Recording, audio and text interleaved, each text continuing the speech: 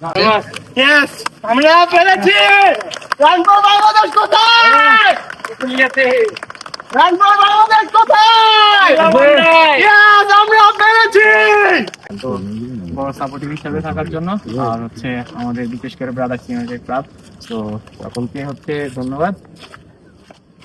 এই যাত্রায় হচ্ছে আমাদের আরো 500 মিটার আছে, তো এখানে গিয়ে বাকিটা বলবো। বা এখানে হচ্ছে যারা আসছে সবাইকে থ্যাংক ইউ সো মাচ, আমাদেরকে হচ্ছে অনেক সাপোর্ট করার জন্য থ্যাংক ইউ সো মাচ।